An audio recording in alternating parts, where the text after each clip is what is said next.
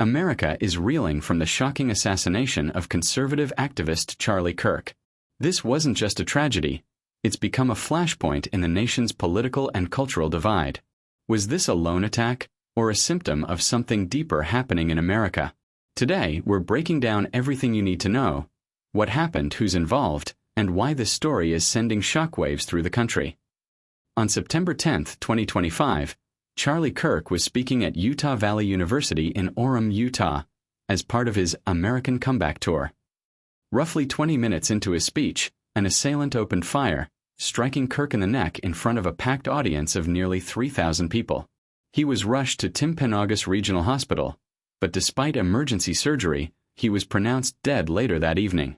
The news spread instantly, sparking nationwide grief and controversy. Authorities quickly arrested 22-year-old Tyler James Robinson. Prosecutors have charged him with aggravated murder, weapons violations, obstruction of justice, and witness tampering, and they are seeking the death penalty. Investigators are still piecing together Robinson's motive. Some early speculation suggested a political or ideological motive, but law enforcement has not yet released a definitive conclusion. What is clear is that this case will be closely watched as it moves through the courts. In the days after Kirk's killing, social media exploded with reactions.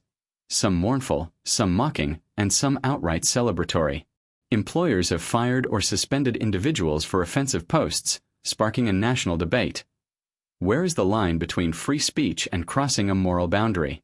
Civil liberties experts are warning that cracking down too hard on online speech could backfire. Yet others argue that society must draw a line against celebrating violence. This tragedy comes at a time of rising political tension in America. Experts warn that demonizing political opponents can lead to more incidents like this, and that security at public events may never be the same.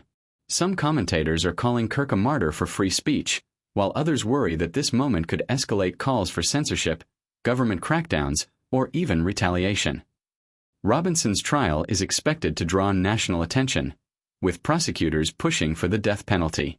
We can expect new details about the motive to emerge in the coming weeks, and this case is likely to remain a centerpiece of political debate heading into the 2026 midterms. So, what do you think?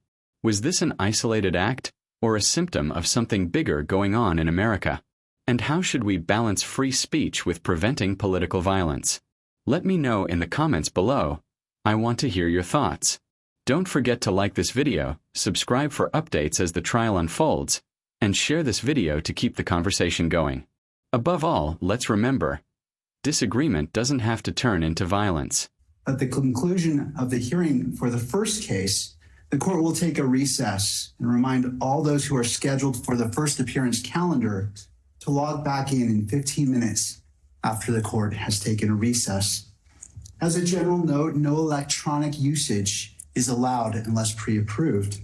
Any disruptions will be removed. To the jail, are we ready to proceed? Yes, Your Honor. Calling case 251-403-576, State of Utah versus Tyler James Robinson.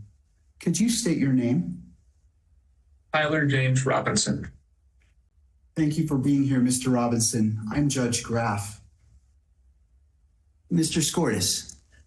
Good afternoon, Your Honor. You're probably already aware of my presence or why I'm here, but if not, I am not entering an appearance. I'm not counsel on this case. I'm working with the county to get counsel assigned, but we need you to allow for the appointment of counsel. Thank you, Mr. Skortis. I want to go through the qualifications Absolutely. For indigency, but that is my intent, Mr. Skortis. Very well. And I thank you for being here. So, Mr. Robinson, you have a right to an attorney. If you cannot afford one, the court can appoint an attorney to represent you. I have reviewed your declaration of financial status and find that you are indigent. I'm provisionally appointing a Rule 8 qualified attorney to represent you on your case, Mr. Robinson. Along with their filing of their appearance of counsel, the assigned attorneys must file declarations with the court that outline their qualifications under Rule 8 and Rule 8C, under Rule 8B and Rule 8C for counsel appointment in a case where death may be a sentencing option. I'm ordering that those declarations be filed prior to the next hearing date, which is set for September 29th at 10 a.m. Mr. Robinson, I also wish to inform you of your rights against self-incrimination. Anything that you say in court today could be used against you, and we want to protect your constitutional rights. Mr. Robinson, at this time, you will remain in custody without bail. Mr. Skordas, is there any other points that you wish to address? No, thank you very much, Your Honor. Turning to the state. Yes, Your Honor. Chad Grunander for the state. I'm also joined, and they're listed as attendees, Ryan McBride, Lauren Hunt, David Sturgill, and Chris Ballard. We are the trial team on this case. I do have a few points I'd like to bring up with Your Honor. We have filed a pretrial protective order on behalf of Erica Kirk. We would ask the court to review that. It should be in your queue, Your Honor, and sign that. Thank you. I have reviewed the pretrial protective order and will be issuing this pretrial protective order in favor of Erica Kirk. Is there any other business that we need to address today, counsel?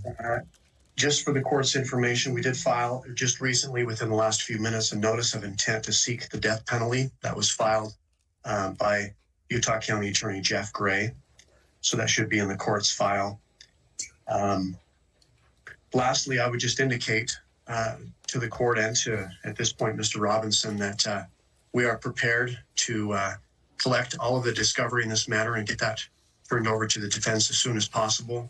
Rule 16 requires us to provide what we have relied on in charging the information and bringing these charges within 5 days once it's requested. So that'll be prepared to disseminate to the defense as soon as possible. Thank you, Mr. Grunander.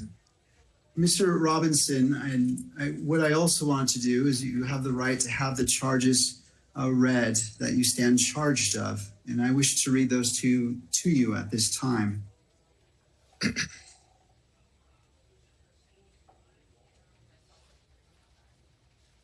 Thank you. Mr. Robinson, for count 1, aggravated murder, a capital felony in violation of Utah Code annotated 76-5-202, in that on September 10th, 2025 in Utah County, the defendant, Tyler James Robinson, intentionally or knowingly caused the death of Charlie Kirk under the following circumstances. The defendant knowingly created a great risk of death to another individual other than Charlie Kirk and the defendant. Notice conviction of this offense may carry the death penalty or, pursuant to Utah Code 76-3-207.7, a mandatory term of imprisonment for life without parole or an indeterminate term of not less than 25 years, that may be for life. Victim targeting enhancement in violation of Utah Code annotated 76-3-203.14 sub 2. Tyler James Robinson intentionally selected Charlie Kirk because of Tyler James Robinson's belief or perception regarding Charlie Kirk's political expression. Notice, if the trier of fact finds beyond a reasonable doubt that the victim targeting enhancement applies, the sentencing judge or the Board of Pardons and Parole shall consider the defendant's selection of the victim as an aggravating factor. Violent offense committed in the presence of a child aggravating factor, the sentencing judge or the Board of Pardons and Parole shall consider as an aggravating factor in their deliberations that the defendant committed a violent criminal offense in the presence of a child. Count 2, felony discharge of a firearm causing serious bodily injury, a first-degree felony in violation of Utah Code annotated 76-11-210 sub 2 and 3C, in that on September 10th, 2025 in Utah County, the defendant Tyler James Robinson discharged a firearm in the direction of Charlie Kirk, knowing or having reason to believe that Charlie Kirk may be endangered by the discharge of the firearm and that the act caused serious bodily injury to Charlie Kirk. victim targeting enhancement in violation of Utah Code Annotated 76-3-203.14 sub 2, Tyler James Robinson intentionally selected Charlie Kirk because Tyler James Robinson's belief or perception regarding Charlie Kirk's political expression. Notice if the trier of fact finds beyond a reasonable doubt that the victim targeting enhancement applies, the sentencing judge or the Board of Pardons and Parole shall consider the defendant's selection of the victim as an aggravating factor. Violent offense committed in the presence of a child, aggravating factor.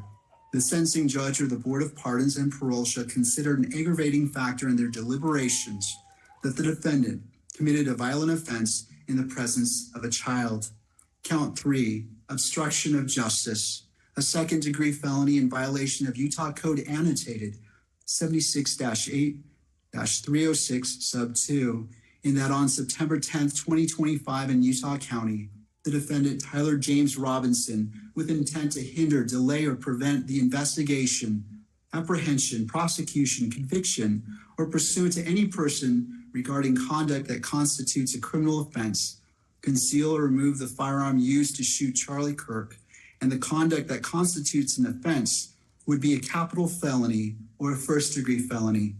Count 4, obstruction of justice, a second-degree felony in violation of Utah Code 76-8-306 sub 2, in that on or about September 11th, 2025 in Utah County, the defendant, Tyler James Robinson, with an intent to hinder, delay, or prevent the investigation, apprehension, prosecution, conviction, or punishment of any person regarding conduct that constitutes a criminal offense, destroyed, concealed, or removed the clothing he wore during the shooting, and the conduct that constitutes an offense would be a capital felony or first-degree felony.